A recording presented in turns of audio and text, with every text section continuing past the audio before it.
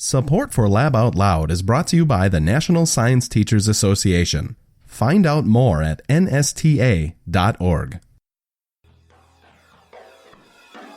You're listening to the Lab Out Loud podcast, Science for the Classroom and beyond.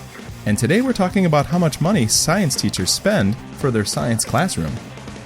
The problem that we think is going on is that policymakers are not looking at science as unique and different from the other content areas. The things that science needs and the things that make science unique, we don't think policymakers and administrators are paying attention to and understanding how significant this is if we're going to prepare the next generation of STEM workers who have the skills and talents and knowledges to enter the workforce and be competitive. That's up next on Lab Out Loud, but first, I'm your co-host, Dale Basler. And I'm Brian Bartel. And Brian, do you buy supplies, or did you buy supplies for your science classroom? Still am buying supplies, and I'm actually going into summer school where, we do get a budget, but I'm thinking like, all right, how can I extend that budget further? And of course, I'll be buying extra things as well. I mean, and all this stuff, little stuff adds up. I actually think Amazon has been more of a problem because I can just add on like, buy some batteries or something else. And, it's like going to the grocery store and, I'm just going to get some toothpicks that I'm going to use in a lab or something else. It's kind of crazy how much actually you buy. And some of this stuff, this being our last episode going into the summer, some of this stuff happens during the summertime too. You absolutely start catching up on all the reading that you haven't done, and you look at all the lessons that people posted, and you're like, oh, that's a great idea. And then it's just click, click, click, and off you go. And then all of a sudden, well, my wife even, that's what I was going to say. Your spouse is like, what are you doing?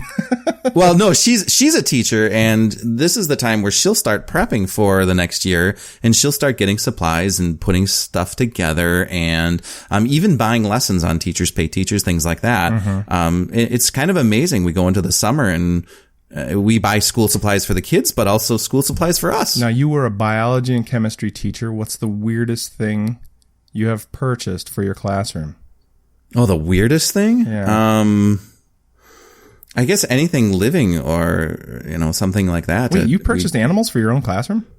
Well, yeah. I mean, fish. I went through, I don't know how many hundreds of dollars of cichlids that I had in that aquarium. What's a cichlid? And, it's or cichlid, excuse me. Cichlid's just gum, like but cichlid. I don't know what a cichlid is either. No, they're just freshwater fish. Oh. And, I had, the funny thing is that I got this aquarium kit from participating in the Lake Sturgeon Bowl, which is an offshoot of, the National Ocean Sciences Bowl. Oh, okay. And so I was like, oh, this is a free aquarium. That free aquarium turned out to cost me hundreds of dollars along its life because of buying, the filters and buying the fish itself and other things like, just get some gravel when I'm getting dog food at the pet store, things like that. And so it just adds up. And that's not the weirdest, but see, that's what's nice about being a physics teacher is our stuff doesn't really die or decay usually. So, I mean, I've bought like a metal trash can to make one of those smoke drums. And, those big sound cannon things, and plenty of lumber and just light fixtures and things like that, because you're always making different demonstrations and apparatus and things like that. Absolutely. My favorite store as a physics teacher often was the Restore. Oh, yeah. So you go there and you find an old lighting fixture that you can turn into a mystery box and things like that. So, it's crazy to think about the things that we have spent, and now I spend things in a different capacity. It's just, and all the spending can be a problem for teachers, throughout the nation, because we don't, believe it or not, all have equal budgets. And it is something that we should think about. And our guests today have some suggestions about what we should be thinking about over the summer as we plan for our next school year's budget. So we are joined by two researchers from North Carolina State University who have actually figured out, on average, how much a science teacher spends to outfit their classroom. And some of the results are a little bit shocking, especially, as you mentioned, Dale, they're not always equivalent from one school to the next. This study was my dissertation. I am Emily Cayton. I am a graduate research assistant at North Carolina State University. I just completed my PhD in science education. And I did a nationwide study of secondary science teachers, so middle school and high school science teachers. And I also did case study interviews with 24 teachers from across the nation that took my survey. And I asked them if they felt they had adequate funding for science materials, if they had an understanding of how decisions were made, if they had changed activities, how much money they received for science, what materials they spent out of pocket. And we found that teachers spent on average about $450 out of pocket. And that was very alarming to us. Now, these are just science teachers that you found that for, right? These are just science teachers. Okay. Yes, that's other studies we've seen in the news recently include all teachers, about the same average spending out of pocket. But this study was only science teachers. I see. What made you choose this study? So Emily and I'm Gail Jones. I'm a professor of science education at North Carolina State University and a researcher at the Friday Institute for Educational Innovation. We were in a class with teachers, and a conversation came up, and teachers talked about how much money they got to teach science. And it was really interesting because some teachers reported having ample funding, and other teachers reported having nothing. And Emily and I are both former teachers in public schools in North Carolina, and felt like this also reflected our experiences. So the two of us thought this was a pretty interesting topic that had not been explored before and was worth looking closely into. And as you may have just heard, the results seemed to mimic that little tiny sample we had in the very beginning in a class of the huge variability that teachers have in funding, but with the bottom line that most teachers have very poor funding for instructional materials. Do you get a sense of this? Is this an increasing trend or decreasing, or do you have any baseline data? We don't have any baseline data saying it's increasing or decreasing, but trends nationwide are that education is not being funded as much as it once was, not even keeping up with inflation. So we believe that funding is decreasing overall, but we don't have hard data to support that. Okay, so do you have a sense of what science teachers are buying with this average $450? Where's all this money going? Well, and that's an interesting question. We actually started out by looking looking on the literature to see, is there a list of what teachers should buy and how much teachers should spend? And actually, we didn't find much. There's a little bit from the AP courses on what they recommend that is needed to conduct AP labs, but there's nothing in there that says a typical physics teacher should have these materials and should have this kind of cost or funds available. So, it is that part isn't very clear. The teachers were spending money out of pocket on a wide array of materials. It could be anything from highlighters, markers, index cards to, eggs or household chemicals for chemistry labs, or even hardware for the classroom. Some teachers mentioned buying balances for their classroom. Wow. Because they didn't have funds for the materials. Well, and I remember in my own practice, too, that there would be times where I might have even had the funds available, but sometimes it was just easier to go out and do it on my own because of all the paperwork. And it's a lot easier to get some things now than it used to be even 10 to 15 years ago. I can go out and buy a balance and Is it's there any pretty indication decent.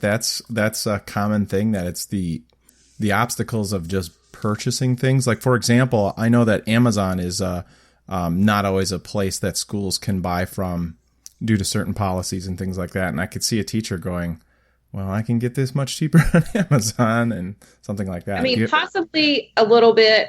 Some mentioned the ease of being able to order something on Amazon and it being here 2 days later. Sure. But a lot of the questions came with the instructional decisions by the principals, and teachers were spending out of pocket because when they asked the principal said no, or we don't have the funds for that, or decisions were made about every teacher in the school receives $150 period, no matter what you teach, when with no explanation to how that number was determined by the principal. I had this conversation with, it was you, Brian, about fetal pig dissections. I was trying to think who it was. It was Brian. And we're talking about like my own children. Like, it doesn't seem like they're doing many dissections like they used to. And Brian's like, one of the things is it's the cost has just driven some of these lessons out of the classroom. And I think your study kind of spoke to that problem. That's exactly right. Small frogs from Carolina Biological are about $14 a piece. So if a teacher bought two for 75 students, or bought one frog for every 2 students of 75, that would be over $500 for just that one lab. For frogs. Yes, and for frogs. And for many teachers, that might be their total science instructional supply budget. So if they buy frogs, that's it. They don't get to do any other labs the entire year because there's no funding. So it's a serious issue, and it's not, to revisit your point, I think Emily's data clearly shows that it's not that teachers don't want to put the effort into putting the orders in. It's that they often don't have the funding at all to purchase the materials, or they don't have access to who's making the decisions and how to access the funds that might be there. Mm-hmm. Mm-hmm. I wonder too if there is a discrepancy when I look at if a school or a state or district has adopted new science standards, and we may have purchased equipment that we just kind of pray holds on because we're doing the same labs year after year, and maybe we have to replenish a few supplies. But if you change your curriculum or start a new course, that could be the difference between actually implementing those standards correctly or not. And I'm curious if that factored into any of your discussions. Well, it's not just that. It's that, those materials, you're dealing with teenagers, and even beakers and thermometers are consumable materials because they can break, and it has a shelf life, and it needs to be replaced. A couple teachers I interviewed talked about the next gen science standards and their particular state mandating a certain amount of time toward lab activities. They didn't mention an increase in funding for science when those mandates were implemented. More hands-on science, but less supplies to be able to do that with. And exactly. What I think I see now is just more and more like, again, my own children, like, are we going to continue to make marshmallow toothpick towers and cups with eggs in them? I mean, like, that was great when they were younger, but come on, right? I mean, this is a budget thing that's constraining them. Yeah, I think you raise a great issue. And the research showed that teachers report replacing labs that, should have pretty technical kinds of materials with either digital labs or homemade labs. So you might teach paper-based labs. Mm-hmm. And so there's a real significant difference between the kinds of skills when we think about the science process skills and the nature of science goals that we want to be teaching in our classrooms. If you don't have the materials to do inquiry, you really can't do inquiry very well, and you're only mimicking or trying to remotely model the process. So it's a huge issue, and teachers did report often that they do homemade materials or go out and collect things and bring them in. I remember 1987 dissecting the first thing, a worm, and still to this day I remember it being impactful on me because I was blown away by the whole circulatory system and the 5 chambers and things like that. If those things don't happen, they are not going to stay with people. That's like that first hook, and it's going to lose all kinds of kids. It just kind of sickens me, to tell you the truth. Well, and if I could add a personal story people might enjoy, which is when I went for my first ultrasound, medical ultrasound. The young woman doing it on me, she asked me if I used to be a teacher, and come to find out she had been one of my students. And she said that because of doing dissections in the labs that we had done in the biology class, she understood the three-dimensionality of the human body and understood that when what she's looking at in an ultrasound and the fuzziness, what it represents underneath. So when we wow. doing a real dissection to only looking at images that are either flat or in a digital form, that it's not we don't know yet whether or not people develop the same sorts of not only understanding of anatomy, but as you said, I was also someone fascinated by what organisms look like from the inside out. And so the question I think comes up is to when you shift from doing labs with physical materials to only doing them with digital images, then what do we lose in that process? That's so true. Absolutely. And the thing is, if you think about some of the STEM things, one of the arguments for 3D modeling and 3D printing and all those kinds of things is to get back to seeing the 3D-ness of the dimensions of different things. And I'm like, now I'm kind of, as I hear you talk, Gail, just like, but why don't we put these two ideas back together? Well, and you've got to have, I think for those of us who've ever done dissections, you need to also have information about the slickness and the density and there's a great difference between a bladder and a pancreas and a liver. And part of it has to do with feeling it and touching it and seeing how firm an organ is in addition to where it is in the body. And so I think that you lose a lot when you lose the tactile information that you get, and that even a 3D modeling, it might help you understand where it is in a 3D space, but I wouldn't want a surgeon operating on me who had only played with plastic models. Well, and in addition, I remember this distinctly being teaching in a bio classroom where my students would start with a fetal pig dissection, and one pig would be vastly different inside than another. And just, you can't, obviously, you're not going to have maybe they do need that, a variety of digital imagery when doing online dissections and whatnot, because you don't get that sense of, yes, everything, they're supposed to have all the organs, but it's not like a textbook. They're all here in the same place and they all look exactly the same. There has to be a little bit of sleuthing and problem solving in that as well. Well, when I was teaching, we didn't have enough funds for every 2 students to have a frog. So we had groups of 4 or 5 around one frog. And I'm not 100% sure my students got to touch everything and were able to cut the frog. So, just the group sizes being so large is another reason to increase funding. So students have that opportunity, that hands-on opportunity. Now, we've talked Gail, you mentioned... Oh, go ahead, Dale. Well, we've talked a lot about, so far, just biology topics, but have you seen the impact in other subjects? I myself was, for example, a physics teacher. And for me, I don't think I had the same problems biology teachers had, because we dealt with more, we had fewer consumables and more equipment. Ninth graders are consumable when you have electricity, right?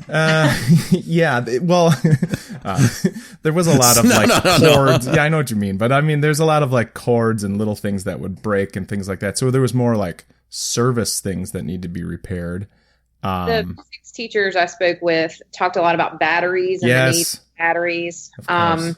And chemistry teachers talked about needing chemicals and thinking chemicals were in the closet, having to change labs and replace them when the chemicals were old or needed or were empty and they didn't know they were empty.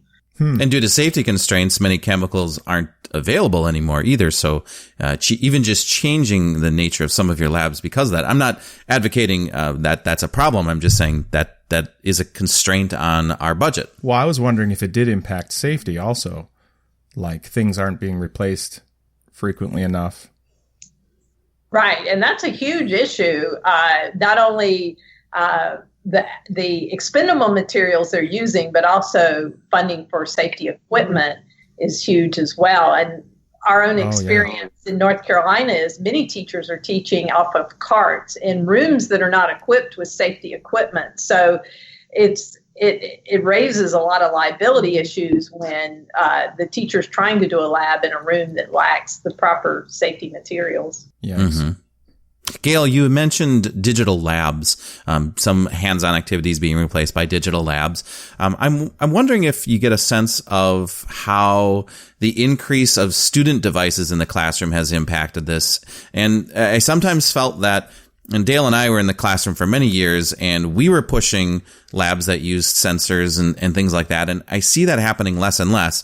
And some of it is because the change of devices doesn't always match with the sensors that you have and things like that. But I also get the sense too that administrators are like, well, we bought every student a Chromebook and deal with that, figure it out on your own. Oh, I see. And now you still need to supplement with some of those digital supports and doing it that way. I'm taking the digital lab that still has a physical component in the classroom, but do you get any sense of that at all? We do, even though that wasn't a direct part of the study. But I mean, from my own experience, I can't tell you how many times I've replaced different kinds of probes, because each time the computer technology changes so dramatically that your probes are then outdated. So even if somebody has provided funding once, in 2 years from now, there's going to be a new device that has a different kind of, an even better probe. But your old ones become so outdated. But so, yeah, Emily has also had some experience with this.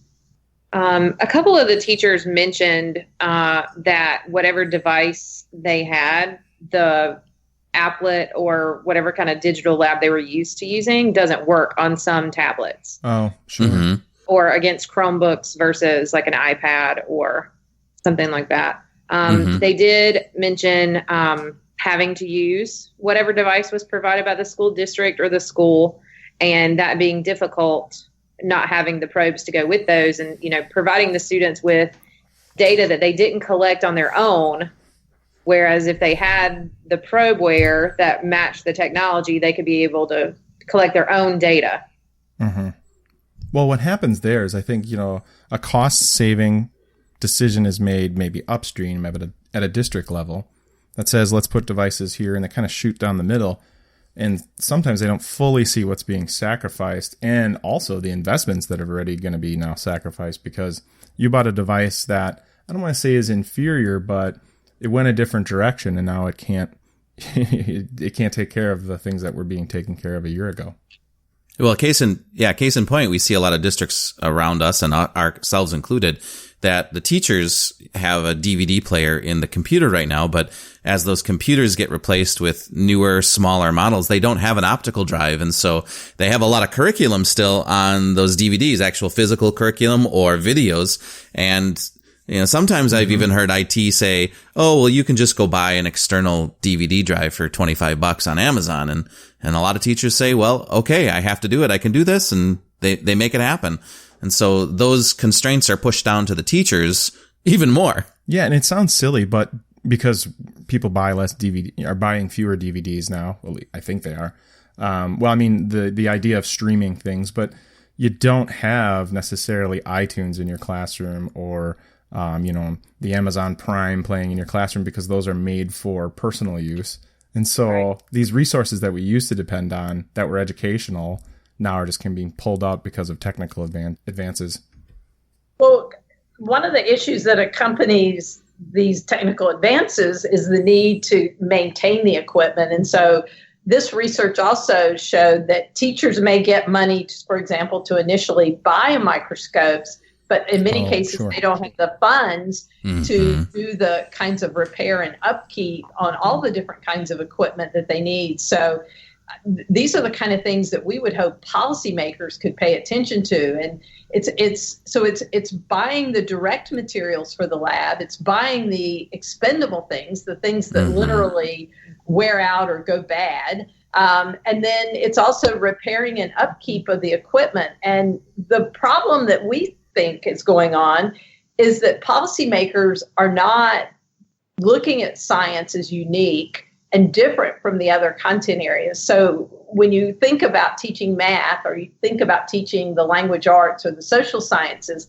their needs are very different. They don't have these needs for upkeep of equipment and for purchasing of expendables. Everybody wants markers and highlighters and things that you do every day in the classroom. But the things that science needs and the things that make science unique, we don't think policymakers and administrators are paying attention to and understanding how significant this is if we're going to prepare the next generation of STEM workers who have the skills and talents and knowledges to enter the workforce and be competitive. Yes, especially if we think about some of the, I guess, current trends, iteration, for example. We want students to iterate. Well, that requires them to consume more materials. Yes, absolutely. Absolutely. So $450 on average, would we come close to solving the problem if we just said, all right, every teacher just gets $450? Well, the $450 was out of their pocket. Yeah, I know. I'm saying, like, let's say we can have this magic wand and say, all right, well, let's just give every teacher $450. Like maybe to their budget, we increase that. Well, let's back up a step here. Is my question. What was the highest amount out of pocket that you found from a teacher? Some teachers said $5,000 or $6,000. Oh my gosh. Oh my word! Wow. I could buy a used car for that. Maybe it was, yeah. So you can't just say we'll give teachers roughly $500 each, because some already are getting $5,000. And a huge percent said they get zero. Oh. In the study, about 25% reported that they got $0 from their school for instructional funds. And 36% said they were less than $100. They got less than $100. About a third, less than 100. The reason I asked that question is, kind of comes to the discount you can get on your taxes. Right, you get the is it $450 now? Did it get bumped up? It's $250. It's $250. There was a discussion about moving it to $450. So you get that rebate, but what you're saying is that's fine and dandy, but we're talking about an average here. It's still not balanced out. It's still a problem, and $250 is not even going to come close to covering it. Right. Well, and another issue that we found that impacts teachers across the U.S. is that urban and rural teachers got very different amounts of money for teaching science. So it depends on where you live as to whether or not your classroom is going to be well equipped or how much money you might need to spend out of pocket.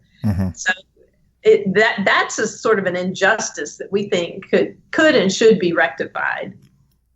Were teachers well, first of all, how do you verify, or were you able to verify, or is this just what they reported that they spent? This is what they reported receiving. Okay. So, but we did start though with a pilot study where we interviewed people from the school board and the county commissioners and the principal, all the way down to the teacher, to look at whether or not what people understand about the funding. Does it differ by level, and do people have the same kinds of understanding about how science is funded? Okay, I see. So one thing that comes to mind I've heard in these discussions is, well, let's take a plumber or an electrician. If they're on their apprenticeship, they have to buy their tools. They have to buy that to be the job. Aren't there just some standard costs of being a teacher, being this professional? Any thoughts on that? You just said they're an apprentice and they purchase things. Teachers are not apprenticing; they are practicing. And okay, well, even a master plumber, for example, or master electrician, they're going to buy their tools. They're going to buy their own tools. This is sort of a loaded question because I have my own answer, and the answer is they don't buy the light bulbs and switches and fixtures for the house that they're working on. And this is the other side, is where teachers are buying the consumables too. Like a teacher may go home and buy their own computer to do their work, right? But an electrician may go home and they may need to buy their own their impact drill, but they're not buying the things for the home remodel for the homeowner.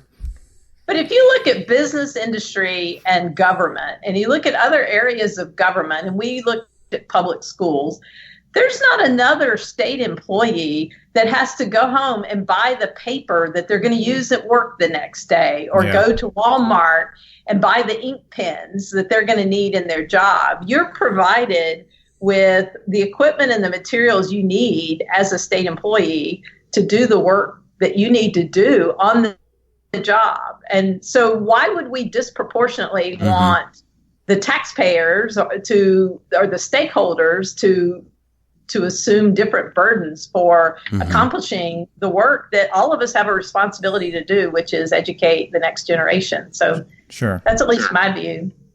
Yeah, the EPA, for instance, doesn't buy their own water testing kits. Exactly. If they actually are doing those water testing. I believe the EPA has been spending a lot of money lately, I heard. When I ask teachers to estimate how much they spent out of pocket and what they spent that money on, nobody said decorations for my classroom or bulletin boards or things to make my classroom pretty. Nobody mentioned anything like that. And we know teachers spend money on that. So I'm sure their figure is much higher. Added in a little bit more. Yeah, being married to a kindergarten teacher come August, I almost want to hide the checkbook, but because once Target opens in that dollar spot, it's like release the hounds, and it's part of doing your job efficiently and what you feel like you need to do to make a difference in kids' lives. And with the standardized testing that we have and the higher stakes testing for students to succeed, you want to try to give every leg up that you can to do that. And that's a whole another part of the question that we're looking at today about funding is that some of these teachers, when they reported they got maybe $100, they also had to purchase paper and markers and pens out of their $100. So it wasn't necessarily going for science specific things. It was going for general classroom expenditures. And something about that I find just wrong. Absolutely wrong. Yeah, just wait till we get the heating bill and the lighting bill. Right. And this doesn't even count like the things that you referred to there, which would be the kids that show up in your room every day who don't have lunch or don't have a pen or don't have papers and backpacks, because teachers also fill those needs as well out of their own pocket or out of begging. We did find in this study that a significant number of teachers are writing grant proposals. They are. And we have to ask ourselves, is this the best use of their time? I would rather they be preparing the very best lessons and giving students high quality feedback on their work than to have a teacher going to workshops and figuring out how to write the best grant proposal to get more money to buy the things that are critical for their classroom. That is so funny because we praise the grant writers so much now. Right. It is such a thing, but you're right. Like, you're diverting all your energy to writing grants and trying to get awards with things that you can bring into your classroom as a necessity. And well, what about your classwork? Over 90% of the teachers reported collecting materials or soliciting donations. Yes. To, in some cases, writing grants. And how much time does it take to drive around to local businesses and say, can I have a ream of paper? Do you have any science materials I can use? Wow. I mean, it's just the time constraint is what also had us baffled. I've done that. I mean, I go to the grocery store to get those free styrofoam meat trays for a lab that I was doing, and you just grovel, sweet talk the butcher. Right. Yeah, but that's a little different than, Markers. begging for paper. Yeah, that's paper. Yeah. Because you're getting something that's a unique thing that you can't get elsewhere easily. And when I think about it is like, what does this do to the psyche of a teacher? Like, okay, you're first year teacher. Oh, great. I'm going to be a science teacher. I've learned about pedagogy. This is what I'm going to do. And you get your budget and maybe it's $0, maybe it's $100, but you just be like, they don't even care. You know what I mean? Like, right. That must just suck the air out of the room. And you might be on a cart and not in a science room and expected to teach biology in a non-science room. Mm-hmm. So, I mean, there's a lot of challenges for new teachers. And the teachers Absolutely. that Emily interviewed did report huge morale issues related to materials. And sometimes it was the lack of materials. Sometimes it was the amount of time they spend going out and hunting materials. But sometimes it was their frustration because they would have asked the principal 3 times for money to do labs and get no answer, or get an answer that they knew didn't seem to be based in reality. And so they're, not only is it that they don't have materials, but they're lacking access to the information about how decisions are made about what to spend money on that is available within the school. So teachers need help knowing, how do they ask for money? Where is the money? Who controls the money? Mm-hmm. And what's the best way to put together your argument for why you as a physics teacher or a biology teacher need more funding? And this is perfect timing for this, because this show is our last show sort of the season as we go into our summer months. And that's when teachers are going to be prepping for the next year. They may be doing staff development work for the next year. They're thinking about that next year. It leads me to think, what should they do? What do we do next? During this time, what are they going to think about? What can they do? I think one of the best things they can do is try to plan out their semester and what courses they think they're going to be teaching, and then go to businesses over the summer while you have some extra time and see if you can gather materials then, instead of during the school year when everyone's already tired and busy. Try to plan ahead, or maybe try to meet with your principal and say, here's what I'm planning on doing. I estimate it to cost this much. Can we make some allowances in the budget before we get back in August to facilitate these needs? We also think that we need to be doing a better job of educating the second and third tier up people that make decisions about funding, about the needs for science, as well as the larger science community.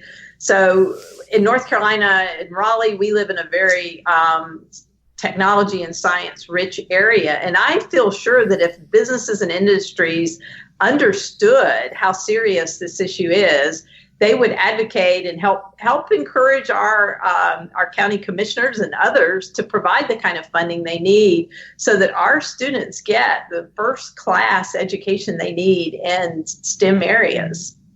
I like that you said that they would advocate, because I thought maybe you're going in the direction that they would, work to do some sort of partnership to give money to the school districts and things like that.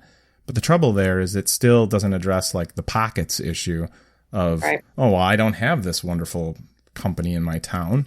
It's not taking care of the system-wide problem. Right. It's a huge issue, and we think there's a underlying social justice issue as well, that if you live in a less wealthy school district and you get fewer science supplies, you're actually compounding the problems that already exist with your students having access to the higher paying jobs, because they're leaving your school with fewer experiences to provide them with the tools and the strategies and the knowledge to be successful if they go, for example, to a community college or a 4-year college and they've not had those lab experiences. They're less likely to be successful when they get there. So it's a kind of a compounding problem that has multiple levels. Mm-hmm. I think it's also important to let if you talk to your neighbors and it comes up, don't wedge it in around the barbecue. But if it, those kinds of things come up, it's important to I think there's plenty of citizens that have no idea that these kinds of things happen. And they see the negative outcome. Like, well, they're not even doing labs anymore because the teacher doesn't want to. And they're not seeing the financial burden that's behind it. Right. And teachers, send home wish lists or give parents wish list on open house night. And I'm sure parents have the perception of, why are they already asking me for things? We just got here. Yeah. Like Kleenex. Exactly. Kleenex drives me crazy because we sit around and talk about in the middle of the year about flu, but we have lists of how many Kleenex boxes you should bring into the school. Like, what next? Light bulbs? I just don't understand that. Box wipes for cleaning up labs. Because, custodians will basically get the floor and the trash, but the tables and chairs and everything else was up to me. And I wanted to make sure that my lab was clean and there was no cross-contamination of things. And Sure. Clorox wipes were a big one on my list. Yeah, they are. Bring your on the own list. bring your own toilet paper, BYOTP. It happens in some schools at the end of the year. Oh, Seriously? We've heard of We've it. heard of it Oh on the my- news last year. Oh my gosh. Well, with that note, have a fantastic summer, everyone. That's right. hope your toilet paper makes it to the end of the year, and And we will hope for a better year next That's right. year and a good economy and policymakers who will help us, partner with us to help change things so that the future looks brighter. Emily and I believe strongly in that teachers need support and deserve it. And so hopefully we can all work together to help make a difference as this issue comes to light. awesome. Well, Emily, Well, thank Gail, you for that. so much for your time. Thank you for the research. It is giving us a place to start a conversation. I think it's important, and we got the summer to get some planning ahead and kind of get ahead of the problem, hopefully. Yep. Thank you for Absolutely. having us. Thank you. You bet. If you'd like to learn more about today's episode, head on over to our website, laboutloud.com, for more information. You can also find details about all the previous episodes, and you can leave us feedback and comments. We want to hear from you. If you enjoyed the show, make sure you've subscribed on iTunes, Google Play Music, or your favorite podcasting platform. And if you really enjoyed it, consider leaving us a rating or a review. Your feedback helps others find our show. If you like Lab Out Loud and you love the show that we provide for you, please consider supporting the show at our Patreon page. Head on over to patreon.com/laboutloud for more information. Until next time, I'm Dale Basler. And I'm Brian Bartel.